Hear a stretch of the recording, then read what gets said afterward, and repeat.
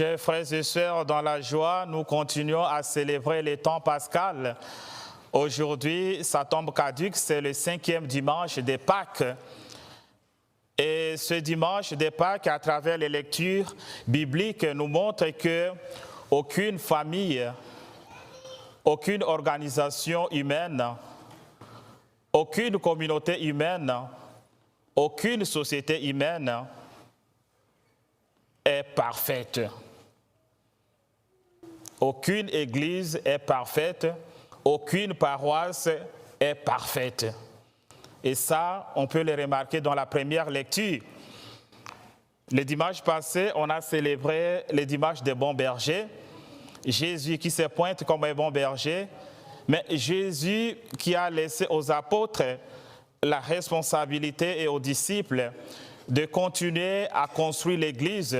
Aujourd'hui, cette Église est butée à une difficulté. On a vu les plaintes de veuves venues de la communauté grecque qui s'insurgent parce que le partage des biens n'est pas équitable. Il y a un groupe de veuves juives qui sont favorisées parce qu'ils pensent que Jésus est de leur côté, mais les Grecs aussi qui sont venus agrandir la communauté se sentent aussi délaissés. Et nous avons écouté comment les disciples ont résolu ces problèmes. Ils ont nommé les problèmes, ils ont apporté des solutions après un discernement et ils ont mis en exécution ce qui est bon pour leur communauté. Choisissons plutôt des hommes parmi eux, sages, qui peuvent partager les biens, mais de manière équitable. Voilà une grande leçon pour nous ce matin. La première leçon, c'est qu'il ne faut pas envier une famille ou une personne que tu penses que, oh là, ça va bien. Hein? Ah, je pense que cette famille-là, oh, c'est bien, là, tout est bon. Non, ils ont leurs problèmes, ils ont leurs défis. N'enviez pas une église ou quoi, non. Chaque église a sa réalité, chaque communauté a sa réalité. Cherchons plutôt à construire notre église. Mais ce qui est important, c'est de nommer les problèmes. C'est de nommer les problèmes. Ça, c'est le premier pas pour résoudre les problèmes. C'est de ne pas tourner autour de pots. Hein? Ils ont dit clairement, c'est un problème de l'injustice. Voilà, dans nos églises, dans nos familles, dans nos associations, on peut avoir des difficultés, mais il faut nommer les vrais problèmes. Il faut s'attaquer aux causes, comme on l'a dit, pour résoudre ces problèmes de manière efficace. Et toutes les structures que nous avons dans la paroisse, les conseils pastoraux paroissiaux, les conseils pour les affaires économiques, le mouvement pour la jeunesse, nous avons la communauté pastorale, toutes ces associations doivent travailler en coordination, en collaboration pour construire l'Église, qu'il n'y ait pas de rivalité. Et comme la deuxième lecture nous l'a dit, c'est Jésus lui-même qui est la pierre angulaire.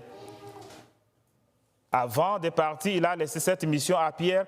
Il dit, toi tu es Pierre, sur cette pierre, je bâtirai mon Église. Je bâtirai mon Église, moi Jésus. Il n'a pas dit Pierre sur cette Église, je bâtirai ton Église, Pierre. Non, c'est l'Église du Christ. Il est la pierre angulaire. Et cette Église doit faire confiance en Jésus. Nous avons beaucoup de défis aujourd'hui. Les églises se ferment. Nous avons beaucoup de défis aussi dans notre paroisse. Voilà, mais nous devons nous appuyer sur Jésus. Jésus nous dit, je suis le chemin, je suis la vérité et la vie. C'est la voie par laquelle nous tous nous devons passer pour atteindre la vérité. Et la vérité, c'est de travailler dans la justice, dans l'honnêteté, dans la transparence. C'est de travailler de manière équitable à se partager les charges. Et quand on se partage les charges, on sera solide et efficace pour construire notre Église. Les responsabilités que nous avons, ce n'est pas un synonyme de chercher à nous chamailler ou à nous confronter, mais c'est juste pour construire l'Église. Que chacun apporte sa pierre de construction. Que chacun apporte sa pierre de construction pour le salut du peuple, pour la gloire de Dieu et le salut du peuple. Et l'Évangile dit quelque chose de très important. Il dit que vos cœurs ne se troublent pas. Croyez en Dieu, mais croyez aussi en moi, Jésus. Donc, au milieu de tous ces défis, qu'on ne puisse pas porter seul la charge de ceux qui ne marchent pas, non. L'Église, c'est l'Église du Christ. Que nous puissions faire notre part, que nous puissions construire, apporter notre petite pierre de construction. Et ça, c'est ce qui est important. L'Église a existé depuis 2000 ans. Nous sommes venus dans l'Église, nous allons laisser l'Église, les autres vont continuer à construire cette Église. Donc faisons juste notre part, avec l'appui de l'Esprit Saint, nous serons efficaces.